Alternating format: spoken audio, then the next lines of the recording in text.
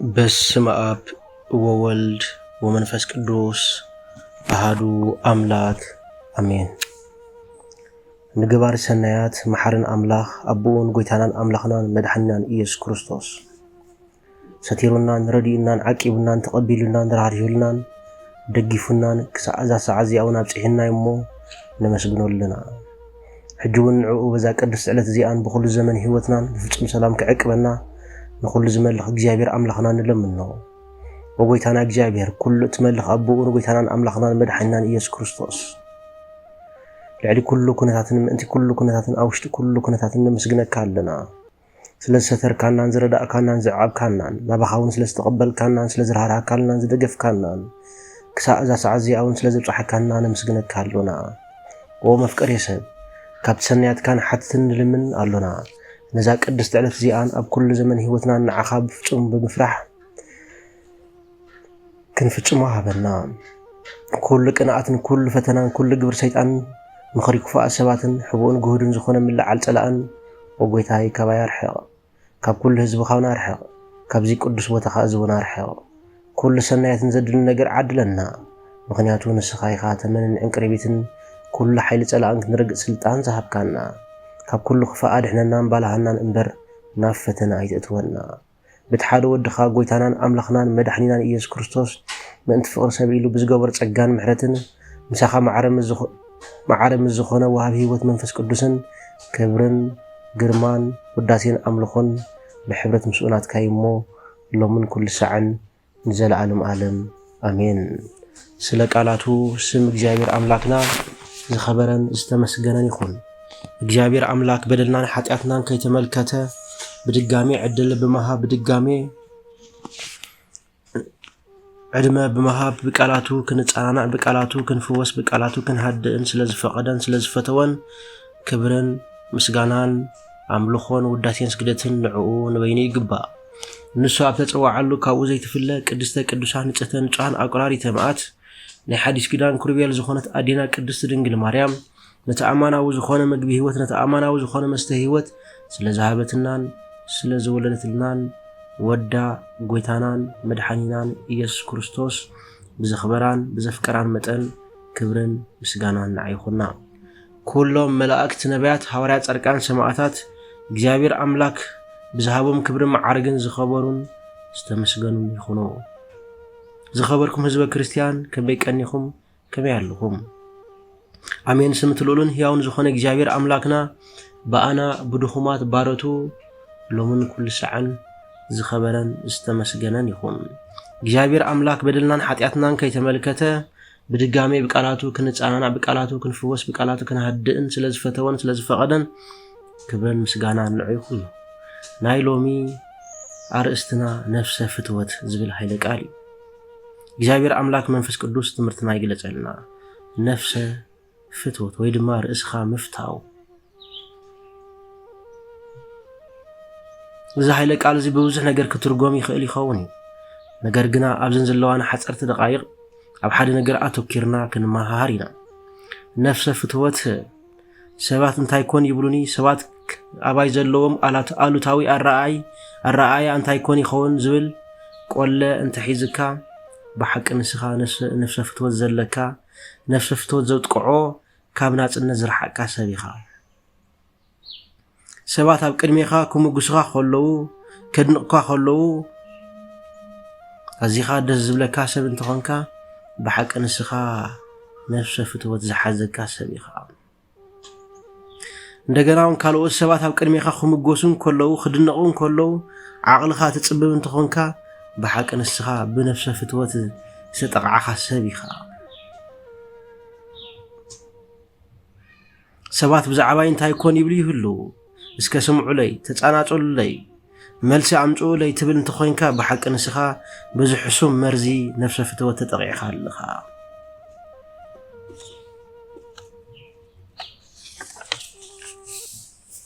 ንስኻ ዝበጽሕኻዮ ደረጃ ሰባት ንኸይበጽሕዎ ሰባት ንኸይልወጡ ተዕንቅፍ እንተ ደኣ ኾንካ ብሓቂ ንስኻ ነፍሰ ፍትወት ኣለካ። حق እናተጎሰየ ብዝተዋሃበካ ሓላፍነት ስልጣንን ንሓቂ ጠጠው ዘይትብል እንተኾንካ ብሓቂ ንስኻ ነፍሰ ፍትወት ኣለካ ነቶም ኣብ ትሕቲኻ ብሞጋሲ እግዚኣብሔር ሓደራ ዝተዋሃብካዮም ኣሚኖም ዝተጸጉዑኻ ናይ ኣታዊታትካ ምንጪ ናይ ረብሓኻ ግራት ትገብሮም እንተሃሊኻ ብሓቂ ንስኻ ነፍሰ ፍትወት ኣለካ ስለዚ ሎሚ ስለ ነፍሰ ፍትወት ብግልፂ ክንዛረብ ኢና ወገነይ እስከ ሓተካ ስለ ገዛ ርእስኻ ሓቀኛ ኣመላኽታ ሓቀኛ ግንዛቤ ኣለካ ዶ ፍትወይ ወብሓቂ ፍርቂ ሓቂ ፍርቂ ሓሶት ዝበሃል ነገር የለን እስኻ ነፍስኻ ከመይ ኢኻ ስለ ገዛ ርእስኻ ትፈልጥ ሓቅን ንጹርን ሓራን ዝኾነ ዲስ ዋላስ ብሓሶትን ከይብሉንን ዝተባዓጠ እዩ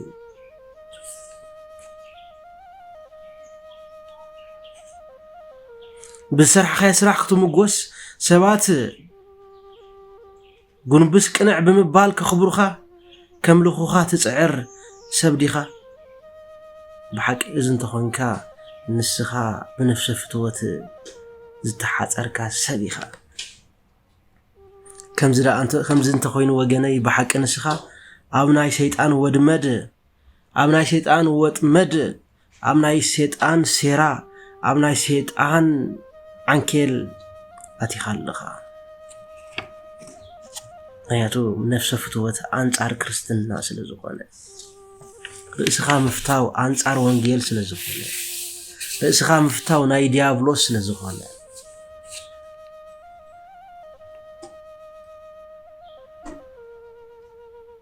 ከምኡውን ነፍሰ ፍትወት ናብ ነፍሲ ምምላኽ ስለ ዝልወጥ ብስራሕኻ የንእሽተይ ስራሕ ኩሉ ግዜ ትማጻደቕ እንድሕር ደኣ ኮይንካ ነዚ ቃል ዝዘክር ወገነይ ኣብ ማቴዎስ ምዕራፍ 6:2 እምበኣር ከስንስኻ ክትምጹት ከለኻ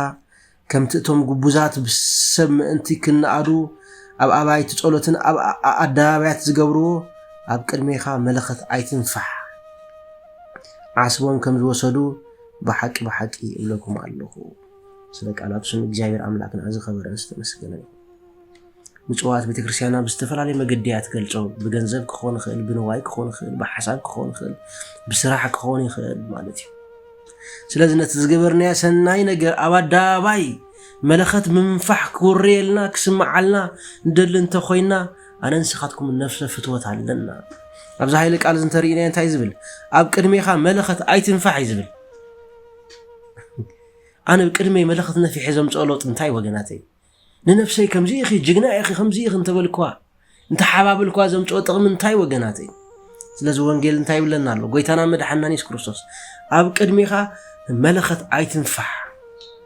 ነፍሰ ፍትወት ማለት ኣብ ቅድሜኻ መለኸት ምንፋሕ ማለት እዩ ወገናተይ ስለዚ ነዚ ሃይለ ቃል እዚ ኣመልኪቱ እምበኣር ከስንስኹምን ክትምጽውቱ ከለኹም ከምቶም ጉቡዛት ኣይትኾኑ ይብለና ኣሎ ከምቶም ነፍሶም ዝፈትዉ ኣይትኾኑ ይብለና ኣሎ ከምቶም ነፍሰ ፍትወት ዘለዎም ኣይትኾኑ ይብለና ብሰምዕንቲ ክትነኣዱ ይብለና ኣብ ኣባይቲ ጸሎትን ኣብ ኣደባባያትን ዝገብርዎ ኣብ ቅድሚኦም መለኸት ኣብ ቅድሚኻ መለኸት ኣይትንፋሕ ይብለና ከምቲ ንሶም ኣብ ቤተ ጸሎት ኣብ ኣደባባያት ዝገብርዎ ንስኻ እውን ኣብ ቅድሚኻ በቲ ዝሰርሕካዮ ስራሕ በቲ ዝገበርካዮ ተግባር መለኸት ኣብ ቅድሚኻ ኣይትንፋሕ እዞም ከምዚ ዝገበሩ ሰባት ኣቐዲሞም ዓስቦም ከም ዝተቐበሉ ፍለጥ ይብለና ዓስቦም መለኸት ምንፋሕ ናብ ሰማይ ዝሕልፍ ኣይኮነን ሰማያዊ ዓስብ ዝረኽቡ ሰባት ኣይኮኑን ስለዚ ወገናተይ ንድሕሪት ምልስ ኢልና እሞ ነፍስና ንሕተታ ዝገበርናዮ ኩሉ ነገር መለኸት ኣብ ቅድሚና እንዳናፋሕዳንያስ ወይስ ብምስጢራዊ መገዲ እግዚአብሔር ብዝፈልጦ መገዲ ኢና ኣገልግሎትና ንፍጽም ሓሳባትና እንለዋወጥ ምጽዋትና እንካይድ ሰባት ንኽሪኢልና ሰባት ንኽሰምዑልና ዲና ነዚ ነገር ዝንገብሮ ወይስ እግዚአብሔር ኣምላክ ንኽሕጎሰልና ነገር ግን ኣብ ነፍሲ ፍትወት እንተሃሊና ወገናተይ ኣብ ናይ ሰይጣን ወጥመድ ከም ዝኣተና ኣብ ናይ ሰይጣን ዓንኬል ከም ዝኣተና ክንፈልጥ ይግባአና ስለዚ ፍትወይ ካብ ነፍሲ ፍትወት ወፂኢኻ ዝጎድለካ መገዲ ክርስትና እናማላእኻ ብዘይካ እግዚአብሔር ዋላ ሓደ ነገር የለን ብምባል ኩሉ ኣባኻ ዝኾነ ነገር ሰናይ ነገር ብሓይልኻ ከም ዘይኮነ ክትፈልጥ ይግባአካ أو فتوي أبنوس وكف بعوزخا كاب نفس فتوت وطيخا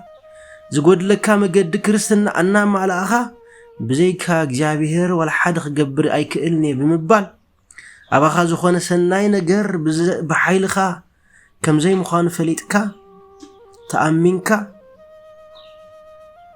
إنه نستوهابك عيو بهدأتك تعيي يقبأك معناتو كرستنا سبات تعيرولو سبات اتمزنلو مسفرت اللوا أب كرستنا نستوات استلع على مسفرت توهيبوي أب كرستنا كعقوب خاز خولا حيلي بقلص تنجر كاي رأس فتوت أنصار كرستناي أب كرستنا وانا ما أخلنا كرستنا رأسها مخحادي ورأسها خيركا نو كرستنا بقبوء مفتشامي وقناتي هو أب كرستنا رأسو زفتو نرأسو يزدفع نجزا رأسو زدفع أدما نرأسو يزرخبا وقناتي أما رقص معرف شو منتفق 34 كم زبل هيلك قالالو نهيوتو كدحنا زدلي كطفاي يبلنا تنهيوتو من انت وانجيل زطفاقنا كدحنا يبلنا سلك على تسمى እግዚአብሔር አምላክና ዝኸበረን ዝተመስገነን ይኹን كمون لعليلو أب ماركوس معرف شو منتفق 33 زخونه يخون ددحري كسعب زدل انتلو جزاء رؤسو يقبض جزاء رؤسو يخحد مسكلو يلعلمو يسعبني يبلنا لا كريستنا زي وغناتي نصورن ቀጥታን ዝኾነ መገዲ ክርስትና ውዳሴ ኾንቱ ርእስኻ ምፍታው ይሉንታ ኸይብሉን ምባል ጃሃራትም ክሕቲ ኣብ ክርስትና ይሰርሕኒ ወገናቴ ስለዚ ሰባት ንኽኽብሩና ኢልናኹም ኣይንግበር ወገናቴ ዘይርዳኣና ኮይኑ እምበር ኣነንስኻትኩም እንኩ ቅድሚ ዓለም ምፍጣሩ እግዚኣብሔር ኣምላክ ኣኽቢሩ ዝፈጠረና ኣምላኽ ቅድሚ ዓለም ምፍጣሩ ስለምንታይ ካብ ሰባት ክብርን እንደሊ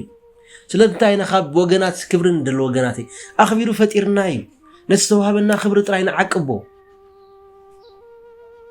ምናልባት ካብዚ خبر ዝንተ ጎዲልና ኸዓ ከምዚልና ክንጽሊ ይግባአና ወገናተይ ዮሐንስ ወንጌል ምዕራፍ 17 ፍቅዲ 5 ወአቦይ ሕጂ ድማ በታ ዓለም ከይተፈጥረት ኣባኻ ዝነበረን ክብሪ ኣባኻ ኣኽብረኒ ኢልና ክንጽሊ ይግባአና ወአቦይ ሕጂ ድማ በታ ዓለም ከይተፈጥረት ኣባኻ ዝነበረን ክብሪ أخبرني إلنا شغلت كنجبر يجبأنا وجناتي دحرنا مخبار سمعتنا أنت وديلو مالتي مر ود سب كله فتر كله كبر كويني تفتيو الذي ناير فتوت ناير خا مفتاو قدأت أزينا نريول لنا مو رئيس خا مفتاو مالت نفس فتوت مالت أمناي شيطان متعودي أم أتاو مالتي سلازي أب كريستنا أتنا عايز فتون تهاليو تنا عايز أمن تهالي جزارو سيخ حديث بن أنا خمسة مانتي خمسة متي خمسة بيله خمسة جيرة خمسة سريحة بزاتي بزوتي زبال تاريخ أي سرحني أب كريستنا رئيسها خير كم همسا كم تهاوري أقول باولو زبالو إنه أنا يكون كنا من نفسي يزنبر زلو كرسو سأبا يزنبر زلو سلازي نتي قدما يزنبر خلو نتي دحري يزنبر خلو خم قحف قصر كويل انت هلو خنت متكون أي كرسو سيل لذا وجناتي رئيس فتوت رئيس خام مفتاو جزاء رئيس خام مفتاو جزاء رئيس خام مخبار إزي أبكر من كريستنا فن تجباري كما يجابير أملاك أقدم زخبرنا فترتنا كاب سبات كبري عين دله كاب سبات زنا عين دله كاب سبات وداسي خونتو عين دله نزغن جبر ناجي جابير أملاك برشيرنت نادينا قدس دنجل مريم أمالادنت ناي كلهم هريان تاركان تراد أن تايفلينا نزنبرنا جزي باريخون كأديشون سلازهابنا كبرن مسجانان أملخون وداسي سجدتن نعو نبينو يجبا وسبحات لك جابير